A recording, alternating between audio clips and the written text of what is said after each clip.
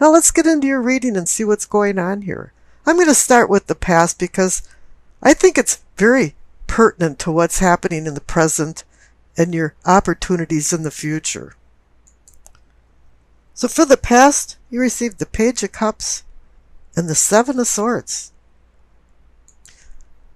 Let's talk about the Seven of Swords first. Someone is stealing from you or doing something underhandedly behind your back. Some type of secrets maybe are going on in the backdrop.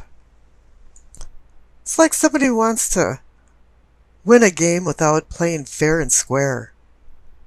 They would rather do underhanded things to win instead of lose and have dignity from loss. But you're diplomatic enough and wise enough to outsmart the sly fox, but you haven't been acting like that in the past because you received the Page of Cups.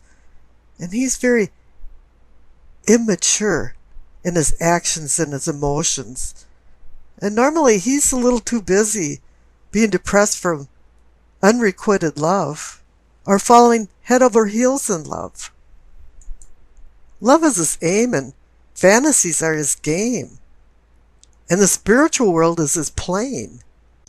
He's an idealist, a sentimentalist, and an unrealistic dreamer.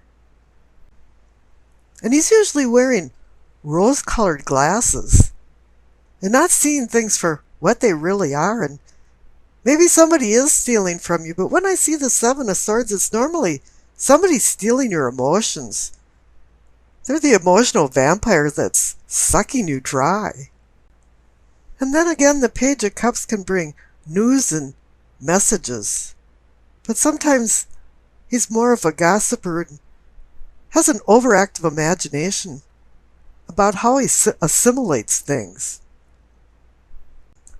Now down in the base of your spine for sourcing and urgings, you receive the Star and Temperance. Two major arcana cards. The Star is about hope and healing. Whatever happened with the Seven of Swords, and you overlooking things because you're a little too busy with your emotions with the Page of Cups, has made you now want to go into a healing mode. I think the Temperance has woke you up a little bit, and now you're looking at reality. And you're starting to moderate, where the Page of Cups was going off the chart. And the Star is more of the grounding force here. It's having you find your position in your little microcosm and on the earth. And the Star also has you find your position relative to the celestial stars that are constant and fixed. This is a time for you to review where you've been, what you're doing right now, and where you want to go, and what's your purpose in life, and what will make you happy.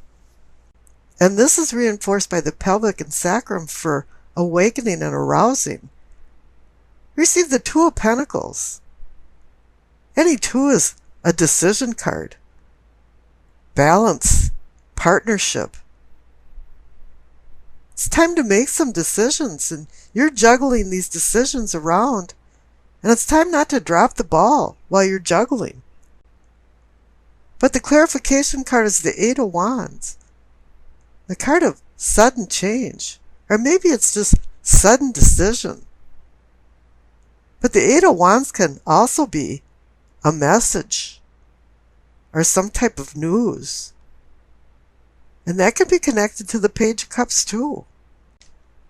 So it seems like you've been juggling some ideas around and you haven't been quite sure of what to do, but maybe the universe is making the decision for you, and very quickly. Now up above in your solar plexus, you receive the Ten of Pentacles, the card of contentment and satisfaction.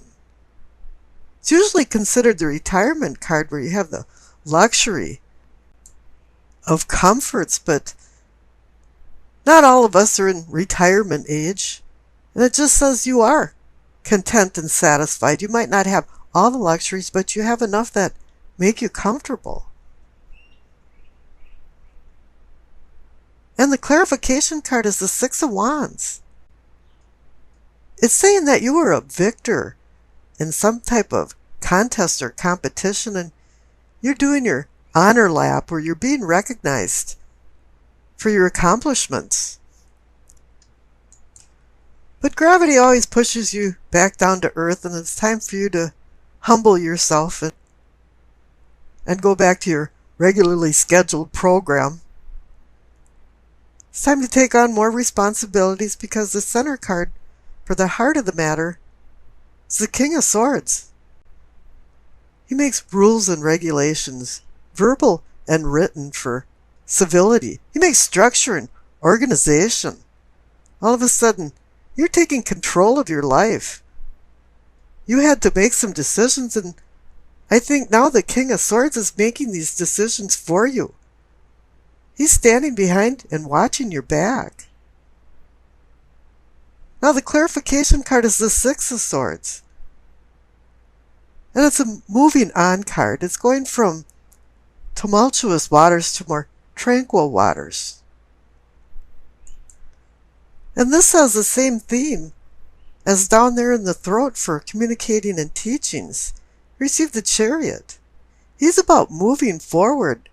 The whole card is about motion.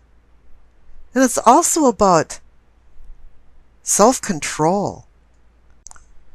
The Chariot card has the military guise to it to remind you that it's about discipline and regulating your willpower. He wants you to be victorious by overcoming your oppositions. It really is about opposing forces. The Hanson Roberts card really hit it on the nail when they put the yin and yang symbol on the front of his chariot. So it wants to remind you to have self-control versus lack of control. Don't get drawn into the Dr. Jekyll and Mr. Hyde syndrome, because all it's going to do is hinder your progress. But I don't know if that's the problem here, because the clarification card is the Nine of Cups, the wish card. And it's been coming up so often, and it's made me want to say, curiosity killed the cat, and everybody forgets the second line, and satisfaction brought him back. And the Nine of Cups is about satisfaction, contentment, happiness. And this contentment is reinforced by the card up in the third eye for seeing and envisioning as the Empress. She's the Mother Earth, the Alamata, the nourishing mother of all, and symbolizes fertility and creation, love. She's telling you to cultivate your conscious ideas and enjoy what the material world has to offer. But before you do that, you have to go with the clarification card of the Hermit. He's indicating that you have a desire for change in your unconscious inner self before you start enjoying the conscious foreself. It's time for you to go on a soul journey of self-discovery. You're seeking guidance from his staff and wisdom from the light in his lamp for enlightenment. The funny thing is, at the end of your hermit journey, you realize that you knew the answers all along to the questions that you were asking. Now up above in the crown, you receive the Queen of Pentacles. She's about practical matters. She's a pragmatist. She's got a grip on reality. And this is good because the clarification card is justice. And when justice shows up in a spread, it normally means something's been out of balance. Now with the Queen's practical stature, she's the one that can put things back into balance and into equilibrium. And perhaps whoever's been stealing from you down there with the Seven of Swords is going to receive the sort of accountability from justice. Now, justice can also be about legal matters, contracts, negotiations, agreements that typically are going your way. But whatever it is, your past actions are connected to your present state of affairs. Now, we've discussed the past, so let's skip over to the future. And the main card is the Three of Wands. Yeah, Wands is fire energy for Aries. And now you've got your shit together. Things are working out well for you. Three of Wands is a card about movement. You've made some plans and now you're making these plans a reality. And the clarification card was the Hierophant. You might think that's a funny place for having somebody that represents traditional religious teachings or beliefs. But maybe now you understand the beliefs that you have. And you're fueled on some types of truths. You're no longer back at the Seven of Swords and somebody stealing from you, and the Page of Cups where your head's in the clouds and you're in fantasy land. All of a sudden, you've accepted what the truth is. So you can go forward with the Three of Wands with the plans that you've made. Let's go back to the Seven of Cups. That's really splayed energy. It's about a difficult decision or decisions. But it's in an atmosphere of chaos and illusion and fantasy. Wishing is one thing and making it come true is another. Each cup holds pleasures and treasures, or disenchantments and disappointments. The enticement of so many choices has your head spinning.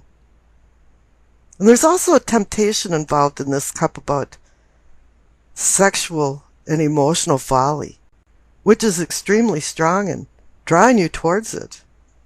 And you have to get out of your kind of day trip or fantasy land and start separating real from imagined. And so then it comes down to which cup will you choose and which cup will you lose. And the Two of Swords, as I mentioned, also is a decision card, but it's indecision in the face of opposing forces. And right now you're at a crossroads of a very difficult decision. You know, all two cards are about planning and decisions, balance and partnership.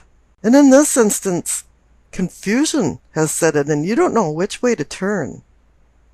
There's challenges and obstacles laying ahead, and it's discouraging, even for those with a strong disposition. It's time for you to do some soul searching to find a resolution to your particular dilemma.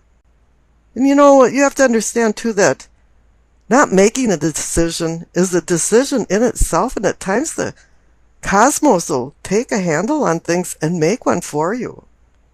And this might not be to your liking.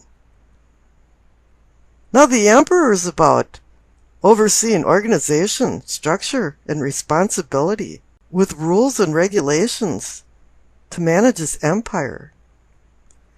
But in this instance, the Emperor personifies you because Aries rules the Emperor card. You'll see rams on the armrests of his throne. The Emperor symbolizes power, leadership, authority, and vigilant governance. Decisions are made in his chamber with logic and reason. He leaves the emotional decisions to his soulmate, the Empress. He's like a CEO of a company, all the way down to the patriarch of a family. And he's here to assist you in running the microcosm of your personal empire. And he's here to assist you also into making good decisions, logic and reason-based decisions. Okay, and then the 3 dice down on the bottom, you receive Gemini, Saturn, and the 8th house. Connecting the dice right away to the cards says to me that all roads lead to Rome, or more precisely to the Emperor. He's the key to this reading. You know, the 8th house brings in the idea that death and taxes are the only thing you can depend on in life. However, with the 8th house involved in it, you got your hands in the cookie jar of joint finances and other people's money. Initiatives and discipline hit the forefront. The combination of the cards above and the dice indicate that you will find new and exciting ways of conducting old mundane business into prospering new business affairs. That is if you're not turned off by listening to other people's opinions and indulging in self-justification to sway personal interests into your favor. Then all bets are off.